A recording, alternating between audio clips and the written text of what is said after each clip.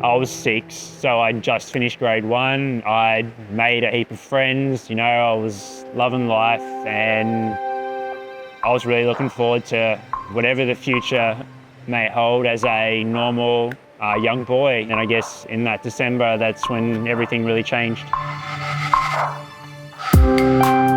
We caught up with 5-time Paralympian and 3-time gold medalist Brenden Hall. He opened up about his journey from childhood amputation to Paralympic champion after his right leg was removed at age 6 due to complications from chickenpox. Brenden also shares how swimming and a positive mindset were important to his recovery and athletic success. Hey Brenden, can you talk us through your health journey leading up to hospitalisation? For me, we're going all the way back to December of 1999. Unfortunately, my brother had chickenpox a few months earlier, and I'd seen the impact that it had kind of had on him, being his older brother. In that time, it was like, if you get it, your siblings get it, kind of just don't get too close, but like hang around, you'll get it at one point, hopefully you'll just progress through it and, never going to really have any problems again. I think that was just the mindset to it back then. We didn't really think about any complications, consequences, or anything like that. I sort of contracted it around that November period, and from what they've told me, I all of a sudden just had this onset of severe pain throughout my leg and my body. So they took me to my local GP, and apparently he said, he's got a blood clot, you've got to get him straight to the hospital straight away and get it fixed and get it sorted. In hospital, what complications led to your amputation? They ended up getting me to the hospital, running all these tests, confirmed, it was a blood clot or a deep vein thrombosis, or best known as a DVT.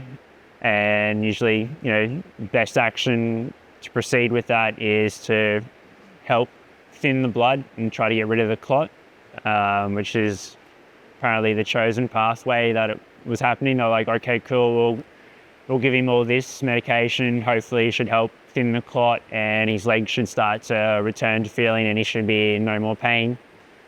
What they didn't realise is that for some reason I wasn't having the intended reaction that they wanted from this medication to remove the clot, and that resulted in me going into cardiac arrest for about 27.5 minutes or so. They still hadn't managed to thin the actual clot. It was still there, and it was slowly creating complications. As far as I'm aware, it had already started to stop the blood flow to my lower right limb, and because of that, obviously my foot was starting to die off, and unfortunately my parents were faced with the ultimate decision of whether, look, we can keep trying to thin the clot.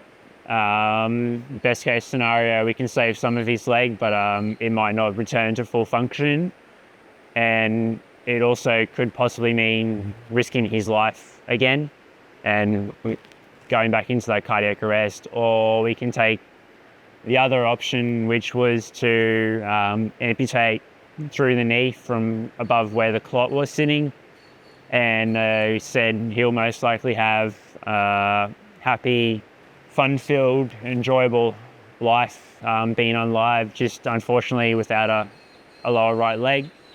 And as I sit here today, I'm still thankful for the fact that Mum and Dad probably chose or made the right decision, because most high probability that if they'd chosen the other decision, I probably wouldn't be sitting here talking to you right now.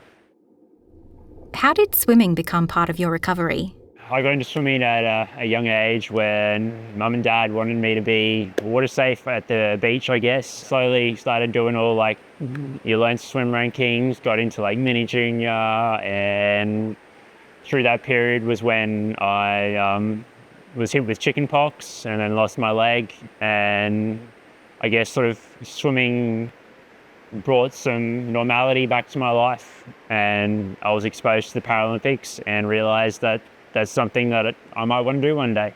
I'd been classified to do Paralympic swimming, as they do. You put into certain classes, and yeah, I managed to make my first school national team, and broke a couple of age records. And I was like, oh, I'm actually pretty good at this stuff. I was loving it and I was enjoying it, and yeah, I guess it sort of just became my ultimate goal to be able to represent my country and hopefully one day win a gold medal. Do you ever find yourself wondering if life could have been different?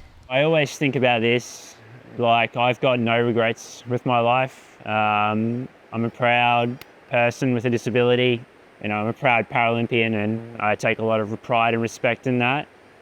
But then every now and then, everyone has hits that bottom of the roller coaster every now and then. You kind of just wonder, what would life have been if I'd had my leg, if I had all of my hearing, because it had also taken a lot of my hearing as well. And yeah, I just think, would I be more successful? Would I, be somewhere else in life? Would I still be swimming? Would I be playing in other sports? Would I have been able to make a greater impact?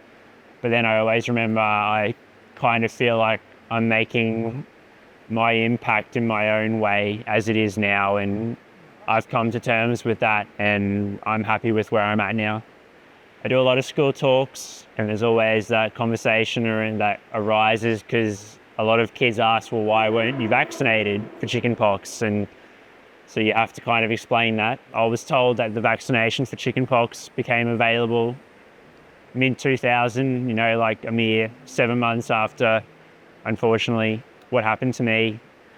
So yeah, when I guess my parents heard that, that was kind of, when they became aware of it, they were kind of a bit heartbroken, I guess, in a way. So for me as an athlete, getting a vaccine is part of everyday life.